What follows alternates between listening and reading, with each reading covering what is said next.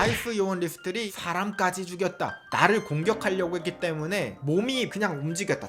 이 사건 후에 내부 고발자가 4,500명의 개인정보를 추적하는 건 불가능하지만 지금 이렇게 오랫동안 지속되는 공격은 매우 정교한 것 같습니다. 이게 진짜 교묘하죠. 뭔가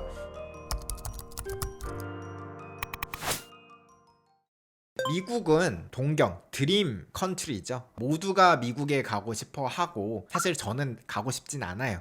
총기가 합법화되어 있다는 게 저는 개인적으로 좀 너무 걱정되는 부분이긴 한데, 그래도 전 세계에서 많은 사람들이 가고 싶어하는 나라 중에 하나가 미국이죠. 이민자들의 나라라고 이야기를 불릴 정도로 많은 이민자들이 살고 있지만 실제로 이 이민자들이 전부 다 합법은 아닙니다. 근데 이분들이 사정을 좀 들어보면 법을 위반하고 싶어서 막 들어온 게 아니라 정확히는 서류에서 탈락하거나 혹은 어떤 조건이나 자격이 미달되어서 누락이 되어서 잘 살고 있다가 어느 날 갑자기 불법 체류자로 전락하는 경우가 있다고 합니다. 이런 불법 체류자, 이민자들의 적이 나타났죠. 바로 트럼프 대통령입니다. 그쵸? 님들 아웃. 불법 이민자들 이제 집에 가야 될 시간입니다. 불법 체류자들에 대한 강경한 정책을 펼치고 있는 게 요 트럼프 대통령인데요. 이게 좀 그래서 정치적인 문제이긴 합니다. 불법 체류는 엄연한 불법이다. 아무리 사연이 딱하다 해도 나가라면 나가야 되지 왜 안 나가고 있어? 그거는 쫓아내는 게 맞아. 또 반대의 입장에서는 이게 기준이 너무 까다롭다. 어느 날 잘 살고 있다가 가족 중에 일부 어떤 사람은 갑자기 불법 이민자가 되고 불법 체류자가 된 거야. 여기에서 직장 생활도 다 하고 있는데 너 지금 기준에 안 맞아? 쫓겨나는 느낌이 든다라는 거죠. 그러니까 이거는 뭔가 약자에 대한 정의가 아니다 라고 이야기하시는 분들도 계시고, 그래서 이게 서로 입장 차이가 있는 것 같아요. 트럼프 대통령은 지금 봐주지 않죠. 여러분들 집에 가세요. 그래서 트럼프의 강경한 정책으로 바로 아이스들의 활동이 활발해졌다라고 합니다. 요 아이스가 아니라 이 아이스 요원인데 미국에 있는 이민 세관 단속국이라고 합니다. 그래서 첫 글자만 따면 ICE, 아이스라고 보통 줄여서 이야기를 한대요. 그래서 이분들이 하는 일이 여러 가지가 있긴 하지만 대표적으로 불법 체류자, 불법 이민자들을 색출해가지고 집으로 돌려보내는 일을 하고 있습니다. 근데 이게 입장 차이가 있다고 제가 이야기를 드렸죠. 그래서 어느 사람들은 이 사람들의 활동이 악으로 생각을 하기도 합니다.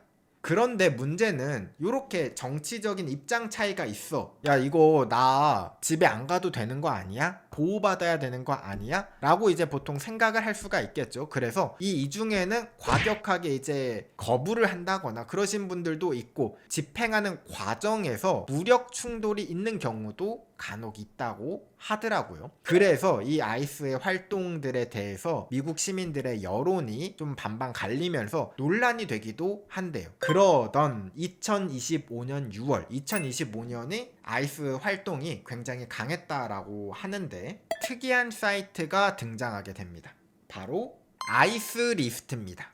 이 아이스 리스트는 어떤 사이트냐면요, 취지는 그래요. 아이스들의 활동이나 뭐 이런 판결문이나 이런 정책들, 이런 관련 정책들이 기사를 통해서 파편적으로 나오다 보니까 이런 정보들을 한 곳에 누구나 보기 쉽게 만들겠다라는 취지로 만들어졌는데, 문제는 바로 사건들, 올 에이전트, 아이스의 요원 리스트도 여기에 있고요. 비클이라고 되어 있죠. 아이스의 차량 정보도 여기에 올라와 있습니다.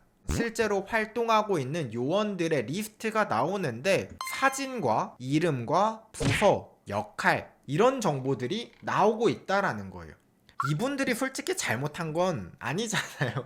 이 신상 정보를 공개해도 되는 게 맞나? 라는 거죠. 이게 그리고 특징이 뭐냐면 위키 사이트이다 보니까 사람들이 추가를 하는 거예요. 그렇기 때문에 이게 어떻게 이 정보를 얻었는지, 합법적인 경로인지 불법적인 경로인지를 확인할 방법이 없다라는 것도 조금 문제이고요. 그러니까 이 사이트가 등장 후에 반응이 이제 조금 논란이 되었었죠. 그런데 이 아이스리스트라는 사이트를 운영하고 있는 사람이 과연 누구냐? 바로 네덜란드에서 살고 있는 도미닉 스키너라는 분이 이 사이트를 운영하고 있다라고 합니다. 스키너 프로젝트라고도 이야기를 한대요. 미국 정부에서는 이 스키너 프로젝트를 중단하려고 미국에서 이야기도 나왔다고 합니다. 이 아이스 요원도 어떻게 보면 공무원인데 비밀로 유지해야 된다고 주장을 하면서 법 집행관 신상 공개 방지법을 발의했다라고 합니다. 하지만 반대 입장도 있다라는 거예요. 요 아이스 리스트를 운영하는 스키너는 이렇게 이야기를 한다고 합니다. 신상 공개를 안 하면 더 그게 문제가 될 수 있습니다. 법에 위반되는 것들을 거리낌 없이 할 수가 있어요. 그렇기 때문에 법 집행관의 신상을 공개해야 한다고 주장을 하고 있는 거예요. 스키너는. 저는 그들이 안전을 위해서 마스크를 쓰는 것이 아니기 때문에 공개적으로 망신을 줘서 사임하게 만들고 싶습니다. 그 아이스 요원으로 일을 하는 게 떳떳한 일이 아니다. 자진해서 사임을 해야 된다 라고 주장을 한다고 합니다. 근데 저는 개인적으로 이게 맞는 건지는 잘은 모르겠어요. 정치 어디까지나 계속 제가 반복해서 이야기하지만 이거는 정치적인 견해 차이기 때문에 이렇게 생각하시는 분들도 계시다라는 거예요. 그래서 진짜로 아까 제가 미국 정부에서는 이 법 집행관 신상 공개 방지법을 발의를 했다라고 했잖아요. 근데 반대 정치 의견 주장에서는 이런 주장을 하기도 합니다. 민주당 소속 연방 의원들은 얼굴을 가리지 않고 근무하도록 의무화하는 법안을 발의했다고 합니다. 그냥 마스크 없이 근무를 해야 된다. 그러니까 이게 내용이 다 다른 거예요. 신상을 보호해야 된다. 안 그래도 여론이 안 좋은데 이 사람들을 해코지하지 않겠냐? 라는 거고, 반대쪽에서는 그러니까 잘해야지, 떳떳하게 일을 해야 될 거 아니야? 라고 주장을 하시는 측도 있는 거고, 이게 첨예하게 대립하고 있는 거예요. 저는 지금 이 이야기를 하고 싶은 건 아니었고 아이스 리스트와 관련된 이야기를 하고 싶었던 건데요. 이 아이스 리스트에서 최근에 이제 조금 이슈가 있었습니다. 바로 무엇이냐? 먼저 들어가기 전에 왜 이 일이 일어났는지부터 알아보면 좋을 것 같은데요. 과잉 진압 혹은 폭력적인 집행이 조금씩 쌓이고 있었어요. 2026년 1월 7일입니다. 며칠 전이죠. 충격적인 사건이 발생을 해요. 자, 여기에 보시면은 요게 아이스 리스트의 요원들이에요. 이 요원들이 차를 타고 이렇게 쭉 가고 있었거든요. 어떤 사람이 차로 이렇게 가로를 막고 있었어. 왜 우리 막아요? 너 좀 수상한데? 아, 내려보세요.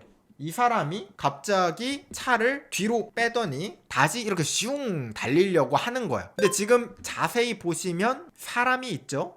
이 사람이 지금 차에 칠 수도 있는 거예요. 이 사람을 칠 생각이 없을 수도 있어요. 도망가려고 했는데 이 사람이 하필 앞에 있었던 거야. 가려고 하고 있다가 이 사람이 위협을 받아서 이 차에 있는 사람을 총으로 탕탕탕. 그 결과 운전자는 사망을 했어요. 이 차에 타고 있었던 사람이 37살 여성이라고 합니다. 그 결과 사람들은 분노를 했겠죠. 아이스 요원 리스트들이 이렇게 폭력적으로 집행을 하고 있었다. 게다가 사람까지 죽였다. 아이스의 과잉 진압이라고 주장을 했는데 이것도 사실 주장이 또 엇갈려요. 제가 아까 이야기했던 것처럼 요원들 입장에서는 나를 치려고 했다. 나를 공격하려고 했기 때문에 이거 지금 막으려고 몸이 그냥 움직였다. 탕탕탕 쐈다. 아무튼 이 이슈로 아이스에 대한 논란이 굉장히 뜨거워지고 있는 찰나, 이 사건 후에 DHS 국토안보부의 내부 고발자가 아이스 요원을 포함한 4,500명의 개인정보를 유출했습니다. 어디에다가 유출했느냐? 바로 아이스 리스트였어요. 아이스 리스트에다가 유출을 했는데 그 내용이 무엇이냐? 이름, 회사 이메일, 전화번호, 직책, 이전 직장을 포함한 이력서 데이터 등이 포함이 되어 있다. 정말 민감한 개인정보죠. 이 아이스 리스트에서는 예고를 했어요. 화요일 밤에 공개하겠습니다. 이 기사가 1월 13일 날, 저번 주 화요일 날 이 기사가 나왔는데요. 다들 그날 저녁 아이스 요원들의 명단이 공개되는 것인가 기대 반 걱정 반으로 기다리고 있는데요. 그날 저녁 1월 13일 저녁 7시부터 사이트가 다운됩니다. 응? 이 기사가 그날 났어요. 그날 제가 그 정보 받았거든요. 화요일 저녁에 제가 공개할 겁니다. 오늘 저녁에 공개할게요 했는데 그날 저녁에 갑자기 서버가 다운됩니다. 서버가 다운된 이유가 무엇입니까? 운영자가 이야기를 합니다. 사이버 공격을 받았습니다. 바로 디도스 공격을 받은 건데요. 이게 진짜 교묘하죠. 뭔가 이 데이터가 공개되기 직전에 서버가 디도스 공격으로 폭파가 된 겁니다. 이게 누구인지는 잘 몰라요. 누구의 소행인지. 자, 그런데 그 디도스 공격이니까 디도스 패킷이 어디에서 날라왔습니까? 그걸 분석해보니까 IP 주소는요, 러시아래요. 엥? 아니 뭐야, 이거 자꾸 뭐야, 러시아에서 유입된 악성 웹 트래픽, 그러니까 러시아발 디도스에 다운된 겁니다. 갑자기? 이 퍼즐이 안 맞춰지는 거죠. 분명 누군가 악의적으로 이 서버를 다운을 시킨 건데 그 주체가 러시아다라는 거예요. 러시아라고 우리가 확답할 증거는 없어요. IP 주소가 러시아에서 왔다고 그 해킹을 러시아에서 했다는 증거는 아니거든요. 왜냐? 프록시라는 걸 이용해서 봇팜을 이용했을 수도 있다라는 거예요. 러시아에 있는 디도스 트래픽을 이용했을 뿐이지 이게 러시아가 했다라는 증거는 아닙니다. 추적하는 건 불가능하지만 지금 이렇게 오랫동안 지속되는 공격은 매우 정교한 것 같습니다. 그래서 특정한 누군가가 혹은 특정한 배우가 노리고 있는 것 같습니다. 라고 이야기를 한 겁니다. 이 기사가 나오자마자 그날 저녁에 서버가 다운될 정도로 공격을 하는 건 신속하고 대규모의 해킹 공격을 가능하게 하는 건 개인이 하기는 쉽지 않지 않을까라는 조심스러운 추정입니다. 누군지는 모르겠지만. 자, 그러면 이 사람은 누구냐? 지금 이 운영하는 사람은 당연히 네덜란드에서 활동하고 있어요. 미국에서 활동하면 큰일 나죠. 네덜란드에서 떠나지 않겠다 라고 하면서 떠나면 큰일 납니다. 이분은. 그쵸? 더 안전한 서버로 이전할 계획을 가지고 있고 이 프로젝트에 대한 의지가 확고하다고 해요. 이 직원들의 이름을 공개를 할 건데 아이스 요원, 그러니까 폭력적인 그 요원들이 아닌 간호사, 보육교사 이런 직원은 공개하지 않을 거다라고 이야기를 하고 있다고 합니다. 개인적으로 저는 이 사건을 보면은 저번에 제가 다뤘던 이야기, 파워레인저 핑크의 이야기가 생각이 나는데요. 요 내용도 마찬가지였어요. 어떻게 보면은 뭐 백인 우월주의자, 인종차별주의자를 향한 어떻게 보면 사적 제재인 거죠. 근데 요 내용도 이렇게 해킹을 하고 요원들의 정보를 박제하는 게 과연 옳은 것일까라는 생각은 조금 드는 이야기였습니다. 여러분들의 생각은 어떤가요?